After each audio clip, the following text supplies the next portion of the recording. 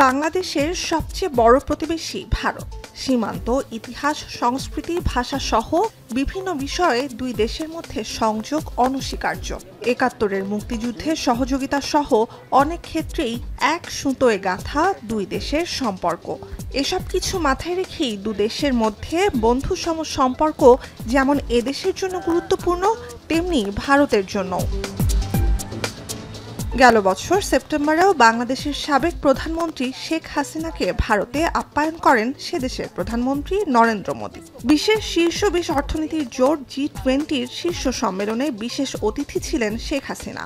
বলা হয়, কোনো প্রতিবেশী দেশের প্রতি এই ধরনের উষ্ণতা ভারত অতি ঘনিষ্ঠ মিত্রদেরই দেখিয়ে থাকে।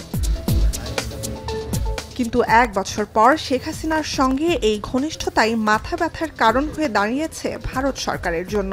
টানা ১৫ বছর শাসনের পর গেল মাসে ছাত্র আন্দোলনে ক্ষমতাচ্যুত প্রধানমন্ত্রী দেশ ছেড়ে আশ্রয় নেন ভারতে গিয়ে। সরকার পতনের পর থেকেই শেখ হাসিনাকে আশ্রয় দেয় নয়াদিল্লির তীব্র সমালোচনায় মুখর বিভিন্ন মহল। তাকে দ্রুত দেশে ফেরত পাঠানোর আহ্বানও জানান অনেকে। বিজেপি বাংলাদেশের যে বাকি গুরুত্বপূর্ণ রাজনৈতিক দলগুলি ছিল এবং সাধারণ জনগণের যে রাজনৈতিক আকাঙ্ক্ষা, সেটার প্রতিফলনকে অনুধাবন করতে পারেনি।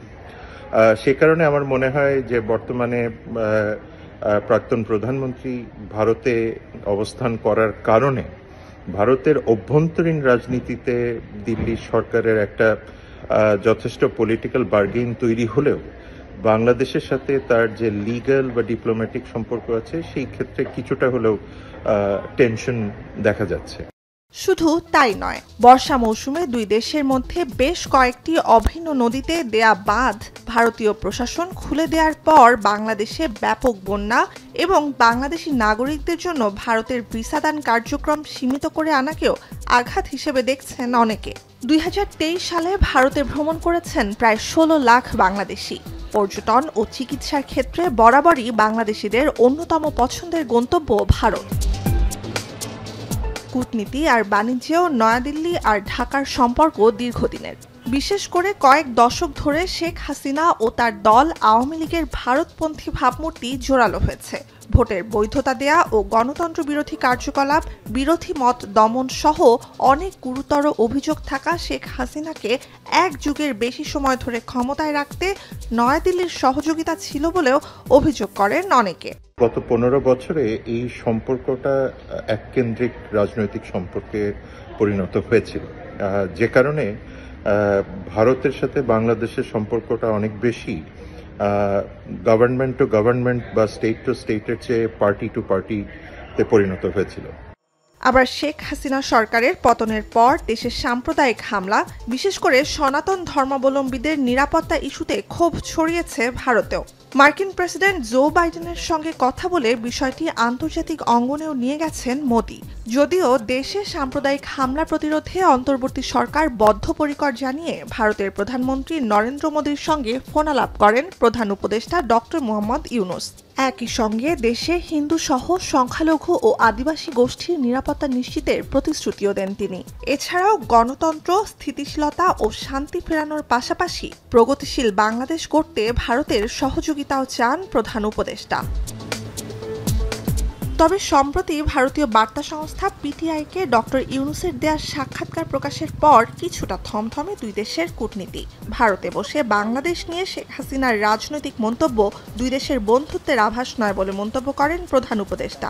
উল্লেখ করেন, শেখ হাসিনার বিবৃতি নিয়ে দেশে অস্বস্তি এবং বাংলাদেশ ভারতের সম্পর্কের অবনতির কথাও। হিন্দুদের ওপর হামলার ঘটনা অতিরঞ্জিত আকারে প্রকাশ করা হচ্ছে বলেও ভারতের দিকে প্রশ্ন ছুড়ে দেন ডক্টর ইউনূস। এসব ঘটনা প্রবাহের মধ্যেই চলতি মাসের শেষে নিউ ইয়র্কে জাতিসংঘ সাধারণ পরিষদের ৭৯তম অধিবেশনের সাইডলাইনে মোদির সঙ্গে সাক্ষাতে আগ্রহ প্রকাশ করেন ডক্টর ইউনূস এবং এ বিষয়ে এখন পর্যন্ত কোনো প্রতিক্রিয়া জানায়নি নয়াদিল্লি। আমার মনে হয় না যে ভারত এই মুহূর্তে কূটনৈতিকভাবে কমফোর্টেবল বা প্রিপেয়ার্ড বাংলাদেশের রাজনৈতিক দলগুলির সাথে এবং ইন্টারিম গভর্নমেন্টের সাথে একটি সৌহার্দ্যপূর্ণ সম্পর্ক স্থাপন করতে, যে কারণে আমার মনে হয় যে ডক্টর মোহাম্মদ ইউনূসের সাথে জাতিসংঘের সভার সময় সাইডলাইন মিটিংয়ের ক্ষেত্রে তাদের প্রস্তুতির ঘাটতি আছে। এমন পরিস্থিতিতে ৩ দিক থেকে ঘিরে থাকা প্রতিবেশী এবং দক্ষিণ এশিয়ার শীর্ষ অর্থনীতির দেশটির সঙ্গে বাংলাদেশের কূটনৈতিক সম্পর্ক ভবিষ্যতে কোন দিকে মোড় নেয় তা দেখার অপেক্ষায় দুদেশের জনগণ। নুজহাত কামাল, এখন বিশ্ব। কালার এক্সপার্ট, জর্জ স্যাপ এবং মাইল্ড অন হ্যান্ডস টেকনোলজি সমৃদ্ধ অরিক্স ক্রিস্টাল ওয়াশ আপনার লন্ড্রি এক্সপার্ট।